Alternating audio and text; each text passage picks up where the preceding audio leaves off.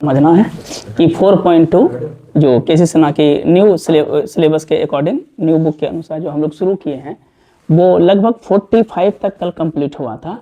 आज हम लोग का 46 और 47 और एक सवाल जो है प्रॉब्लम जो है वो ओल्ड में दिया है, क्योंकि आपका जो सिलेबस है हम दोनों को देख के बता रहे हैं, ठीक है। इसमें कुछ नंबर ऑफ क्वेश्चंस कम है न्यू सिलेबस में, ठीक है। ओल्ड में अधिक है, तो कोशिश करेंगे कि ओल्ड के अकॉर्डिंग ही हम लोग चलें।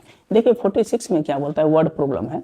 बोलता है कि to promote a making toilet for women कहता है कि किसी ऑर्गेनाइजेशन कोई संगठन है जो वुमेन टॉयलेट के लिए क्या करता है कि एक्टिव करता है। दैट मीन्स कि उसके लिए 3 कंडीशन है। किसी गांव में जो है, ठीक है, किसी गांव का एक टारगेट लिया, उसमें क्या करता है कि वुमेन टॉयलेट के लिए जो है उसके लिए 3 कंडीशन। फर्स्ट में क्या बोलता है कि सबसे पहले उसको जो है हाउस कॉल के माध्यम से मतलब अवेयरनेस करता है कि हाउस कॉल के द्वारा। और दूसरा मेरे पास क्या है, तो सेकेंड नंबर में है लेटर्स के द्वारा। और तीसरा क्या है, अनाउंसमेंट के अकॉर्डिंग। क्या बोल रहा है कि 3 विलेज है, एक मेरे पास एक्स है, दूसरा क्या है वाई है, और तीसरा क्या है जेड है। 3 अलग अलग विलेजेस है जिसमें कि ये फर्स्ट, सेकेंड और थर्ड ये दिया हुआ है। क्या दिया हुआ है, तो पहला जो है 400 गांव में एक्स में है फर्स्ट टाइप में। दूसरा में है आपके पास 300 और 100, 300 और क्या है 100। दूसरा केस में क्या दिया है 300, 250 और 75, 300, 300, 250 और कितना दिया है 75 है। लोगों को अवेयरनेस करना। और लास्ट में कितना है 500, 400 और 150, 500, 400 और 150। अब क्या बोलता है कि एक ऑर्गेनाइजेशन के द्वारा जो है वुमेन टॉयलेट के लिए, ठीक है, उसके लिए वो क्या करता है कि अवेयरनेस करवाती है, ठीक है। क्या करवाता है, तो एक्स में पहला में कितना कंडीशन 3 क्राइटेरिया में दिया है। पहला क्या है 400, फिर 300, फिर 100। दूसरा में क्या है 300, 250, 75 और जेड में क्या है 500, 400 और 100। हाँ ओ अच्छा। और सबका जो कॉस्टिंग है यहाँ, ठीक है, सबका जो कॉस्टिंग है, सबका जो कॉस्टिंग है अलग अलग कॉस्ट दिया है। पहला में क्या करता है रेट में जो है, फर्स्ट में जो लेटर अनाउंस किया वो है 40, बी में जो दिया है 40 के बाद सेकेंड के लिए दिया है कितना 20, और लास्ट में सी में जो दिया है, सॉरी फर्स्ट में दिया है 50, ओ ठीक ठीक 50 है, 60 है और लास्ट में क्या दिया है 40 रुपये दिया है। कॉस्टिंग करता है। तब पूछता है कि find the number of attempt in the village X Y Z, find the total cost. इसमें क्या निकालना है, फाइंड क्या से निकालना है, टोटल कॉस्ट निकालना। एक बार फिर से हम रिकॉल कर देते हैं सवाल बोल क्या रहा है कि एक ऑर्गेनाइजेशन, एक संगठन जो है वुमेन टॉयलेट के लिए वो प्रमोट कर रही है, ठीक है। गांव में एक्स वाई जेड है, 3 क्राइटेरिया में कर रहे हैं। फर्स्ट क्राइटेरिया में उन्होंने क्या किया कि सबसे पहले जो है हाउस कॉल किया, टेलीफोनिक यूज किया। इसके सेकेंड केस में क्या किया कि लेटर के द्वारा उसको मतलब कि क्या किया अवेयरनेस किया। थर्ड केस में क्या हुआ लेटर के माध्यम के बाद लास्ट में क्या किया गांव में अनाउंसमेंट करवा दिया, ठीक है, माइकिंग अनाउंसमेंट करवा दिया। फर्स्ट में जो हाउस कॉल किया उसमें 50 रुपया खर्च हुआ, सेकेंड में कितना हुआ 20 रुपया, और थर्ड में क्या है 40 रुपया। तो पूछता है क्या इस तीनों को में जो कॉस्टिंग चार्ज हुआ बताइए, फाइंड द टोटल कॉस्ट। तो सबसे पहले तो हमको कौन सा मेथड से बनाना है, इसमें कौन मेथड है मैट्रिक्स मेथड से। तो मैट्रिक्स मेथड से जैसे बनाएंगे, चलिए इसको अरेंज कीजिए। पहले कितना लिखेंगे 400, फिर हो जाएगा 300 और इधर कितना होगा 100, फिर यहाँ पर कितना होगा 300, 250 और यहाँ होगा 75, और इधर कितना होगा 500, 400 और 150। अब बोलिए तो पहला का कॉस्टिंग कितना कितना पड़ रहा है, ये 50 रुपया, दूसरे का 20 और तीसरे का 40। यहाँ पे कौन है, ये मेरा एक्स गाँव है, ये वाई है और ये जेड है, अलग अलग है। अब जब इसमें कितना रो कितना कॉलम है, ये तो 3 रो 3 कॉलम है, इधर भी 3 रो 3 कॉलम है, इधर से रो चलेगा इधर से कॉलम चलेगा। तो जैसे हम मल्टीप्लाई करेंगे तो ये फर्स्ट इससे होगा तो कितना हो जाएगा 400 गुना 50 प्लस 300 गुना 20 प्लस 100 गुना 40। सेकेंड केस में बोले तो क्या होगा, तो ये होगा 300 गुना 50 ना प्लस 250 गुना 20 प्लस 75 गुना 40। लास्ट में कितना चलेगा 500 गुना 50, 400 गुना 20 और 150 गुना 40 है ना। ओ सॉरी हाँ बाय मिस्टेक, हाँ 3 रो 1 कॉलम, वाह वेल डन। 3 रो कितना कॉलम हो गया, 1 कॉलम। अब जैसे गुना करेंगे 400 गुना 50 तो कितना हुआ, 4 पंचे 20,000, 20,000 प्लस 3 दूना कितना हुआ 6,000 और प्लस 4,000, ये ना होगा। अगला केस में चलेंगे तो कितना हो जाएगा, 3 पचे 15,000 प्लस 4,000, 4,7500 के 4 पंचे में 3,000, वाह 3,000। अगला बोलिए 25,000, फिर 8,000 और प्लस कितना हुआ 6,000, ठीक है 6,000। तो बोलिए तो ये कितना हो जाएगा, 20 और 6 26, 26 4 30 हुआ ना, 30 है ना, ठीक है। कितना होगा 30,000 गुना देख लीजिएगा, 15 5 20 3 23,000, और ये देखिए कितना हुआ 25 8 39,000। इतना जो है मेरा क्या हुआ कॉस्टिंग, किस किस गाँव में, एक्स गाँव में, वाई गाँव में और जेड गाँव में। यही मेरा क्या हो गया आंसर।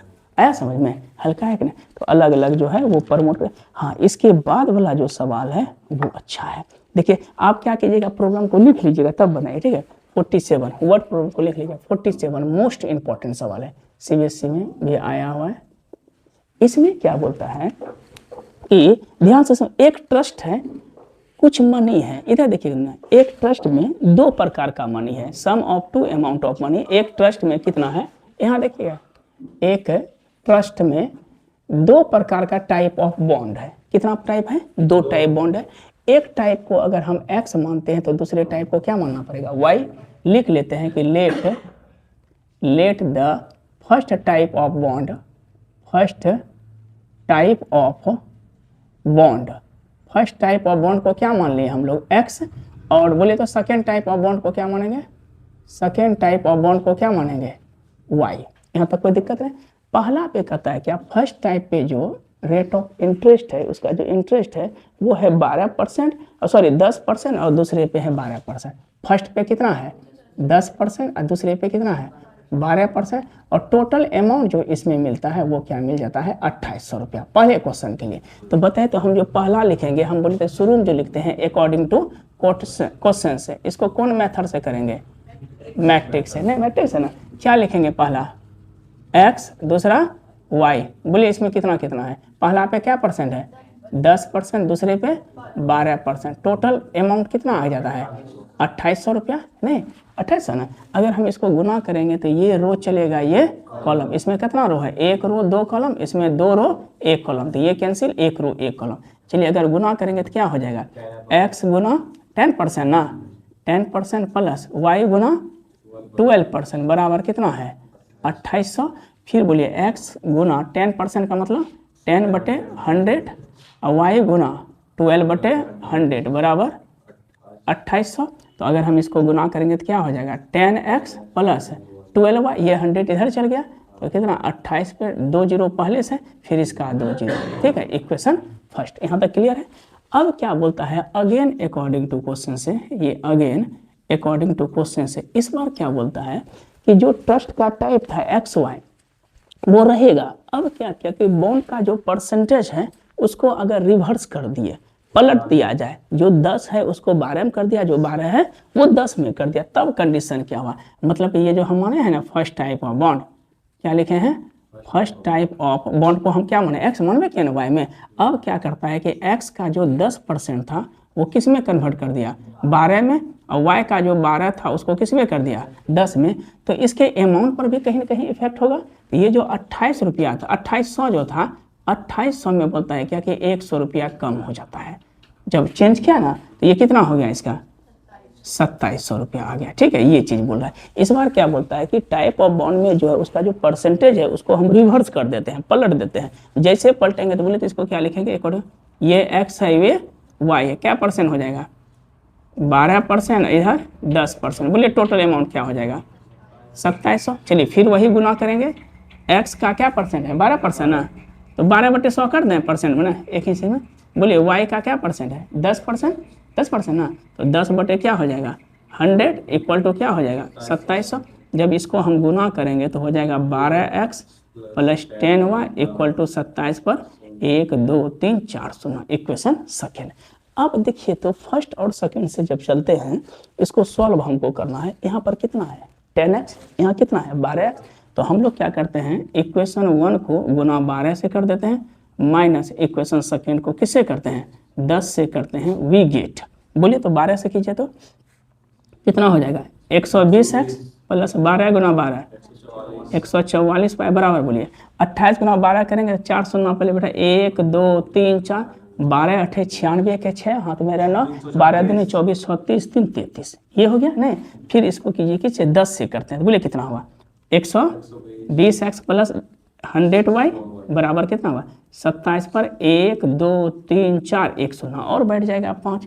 तो अब इसको माइनस करते हैं, ये तो माइनस हो गया, ये दोनों कैंसिल, कितना हो जाएगा 44y बराबर, इस पे कितना हो गया 66 ना, 66 पर 1 2 3 और 4, बोले तो y का मान कितना निकलेगा, y इक्वल टू, इसमें कर देंगे कितना 66 पर क्या सुनना है 1 2 3 4, अब बटे कितना 44 है ना, इधर देखिएगा 44, बोले कटाइए 11 चौके, या ऐसे भी कट जाएगा, 15 बार में डायरेक्टे कट जाएगा, 15 चौके 60 के सुनना, हाथ में रहा 6, अब 15 चौके 60 6 66 नहीं, तो यहाँ से यहाँ तक में क्या बार में कट गया 15 बार में, और यहाँ पर 3 0 1 2 3 0, बोले तो y का मान कितना हो गया 15,000 निकला, ठीक है 15,000 ना।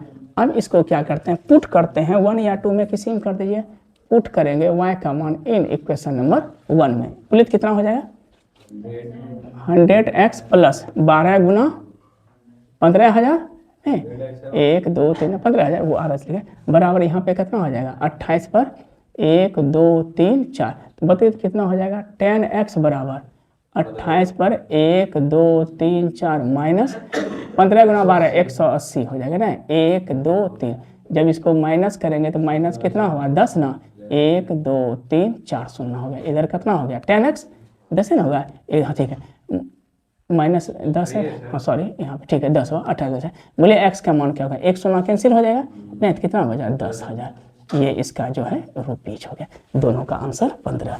ये सवाल था। एक सवाल हम जो है कल बोले कि न्यू बुक में हटा दिया है PMI का, ओल्ड सिलेबस में एक 39 सवाल था, 39 नंबर प्रॉब्लम जो था वो PMI बेस्ड था, हम लोग शायद इस पर वर्क भी किए थे।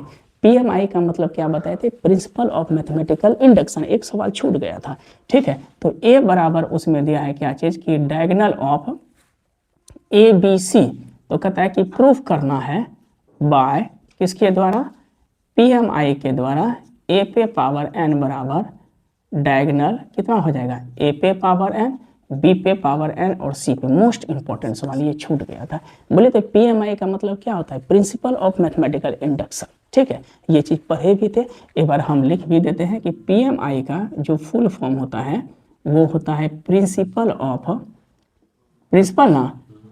Of mathematical induction, mathematical induction नहीं, इंडक्शन इसका क्या मतलब हुआ, इंडक्शन मतलब गणितीय आगमन का सिद्धांत, गणितीय आगमन का सिद्धांत, कोई दिक्कत, गणितीय आगमन का सिद्धांत, ये क्या होता है, इसको हम जरूरत कब पड़ता है एक बार रिकॉल कर देते हैं। कोई भी मैट्रिक्स A दिया है, A पे पावर n, जैसे A स्क्वायर बोलता है तो A गुना A लिखते, A क्यू को क्या लिखते, A गुना A, लेकिन A पे पावर n को कैसे बनाएंगे, तो A पे पावर अगर n पावर रहेगा तो उस चीज को बनाने के लिए हमको किसका प्रयोग करना पड़ेगा, PMI मल्टीप्लिकेशन में।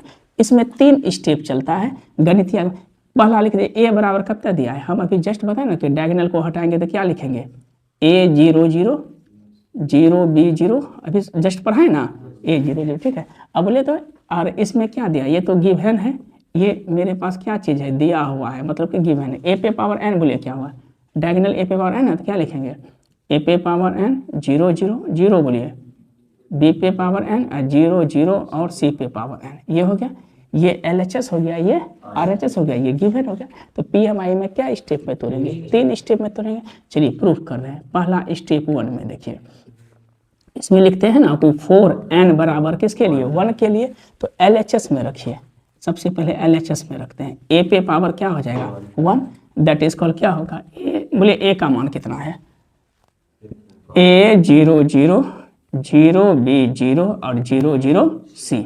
अब हम लोग किस में चलते हैं, RHS में, चलिए n का मान क्या रखते हैं 1, रखिए तो 1 क्या हो जाएगा, A पे पावर 1 0 0 0 बी पे पावर n 0 और 0 0 सी पे, बोलिए बराबर है कि नहीं दोनों, नहीं बराबर, अरे ए पावर 1 ए हुआ, बोलिएगा 4 n बराबर 1 के लिए पहले क्या हो गया, प्रूफ हो गया। अब बोले तो कौन स्टेप चलेंगे, स्टेप 2 चलेंगे। बोले तो स्टेप 2 में क्या लिखते हैं, वाह n बराबर m, जैसे n बराबर m देंगे यहाँ पे लिखेंगे a पे पावर m, और इधर क्या हुआ जहाँ n है वो हो जाएगा a पे पावर m 0 0 0, b पे पावर m 0 0, c पे पावर m। इसको मान लेते हैं इक्वेशन फर्स्ट। इसमें सिर्फ हम लोग क्या कर लेते हैं, सपोज कर लेते हैं कि n बराबर m के लिए क्या हो गया, प्रूफ्ड हो गया। अब हमको मेनली जो करना है थर्ड स्टेप में चलना है ना, n बराबर m+1 के लिए। तो जैसे चलेंगे स्टेप थर्ड में क्या करते हैं, 4 n बराबर m+1। चलिए पहले RHS में चलते हैं, इसमें चलेंगे RHS में। चलिए तो m बराबर m+1, a पे पावर क्या हो जाएगा m+1 0 0 0, b पे पावर m+1 0 0 0, c पे पावर m+1, ये हो गया। अब हमको क्या करना है, LHS को ब्रेक करना है हेल्प ऑफ 1 से। तो LHS में क्या हो जाएगा, a पे पावर m+1 ना, n के जगह m+1 लिखेंगे। अब इसको हम लोग जैसे ब्रेक करेंगे तो इसको लिख सकते हैं a पे पावर m इंटू a, ठीक। अब देखिए a पे पावर m का मान हेल्प ऑफ 1 से वो लिखेंगे, ठीक है। जैसे लिखेंगे a पे पावर, तो ये मेरे पास हो जाएगा a पे पावर m 0 0 0, b पे पावर m 0 0 0, c पे पावर m इंटू a का मान हम लोग के पास दिया है a 0 0 0, b 0 0 0, c। तो हम लोग दोनों का प्रयोग किए हैं, एक तो किए हैं हेल्प ऑफ इक्वेशन 1 और दूसरा क्या किए हैं, तो गिवन इक्वेशन। अब चलिए मल्टीप्लाई कीजिए, तो ये चलेगा रो, ये चलेगा कॉलम।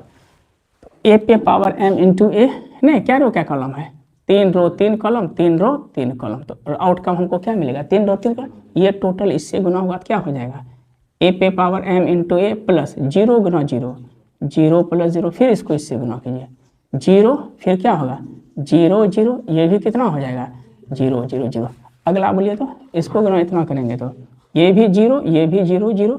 अब बोलिए 0 गुना 0 0, अब b पे पावर m इंटू क्या हो जाएगा b, अब बाकी 0 0 0 0, जबरदस्ती 0 कर दीजिए, ऐसा कीजिए 0 0 0 0 0। अब देखिए 0 प्लस 0 प्लस c पे पावर m इंटू क्या हो जाएगा c।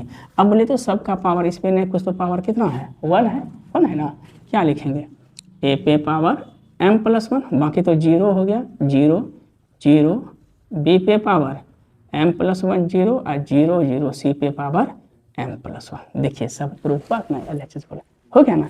तो हैंस बोल सकते हैं कि 4 n बराबर m+1 के लिए प्रूफ्ड हो गया। कौन सा बोले तो PMIA। इतना तो अब हो गया कि हम लोग खूब अच्छे से जो है ओल्ड और न्यू बुक दोनों बुक से कंप्लीट प्रॉब्लम पढ़ लिए हैं। कल से हम लोग शुरू करेंगे NCERT 5.2, फिर मल्टीप्लिकेशन का, उसको हम कोशिश करेंगे शुरू से लेके अंत तक टोटल एक एक प्रॉब्लम का सॉल्यूशन, जो बन जाएगा, जो रिपीटेड प्रॉब्लम है उसको हम छोड़ेंगे, जो एक एक्स्ट्रा 1 2 को मिलेगा है अच्छा तो वो कंप्लीट कर देंगे। तब 2 एक्सरसाइज हम लोग अच्छे से कर लें, तब देखेंगे कि अगर एग्जाम्पल का कुछ प्रॉब्लम है, ठीक है, तब उसके बाद जो है शॉर्ट ट्रिक हम बताएंगे कुछ सवाल के लिए, ठीक है, कि कैसे हम लोग बनाएंगे, डायरेक्ट ऑब्जेक्टिव आ जाए तो किस तरह बनाए। तब ये टॉपिक में ऑब्जेक्टिव पूरा कंप्लीट करवा देंगे, एक बार शॉर्ट सब्जेक्टिव बना देंगे, फिर लॉन्ग होंगे, तब ये ओके हुआ।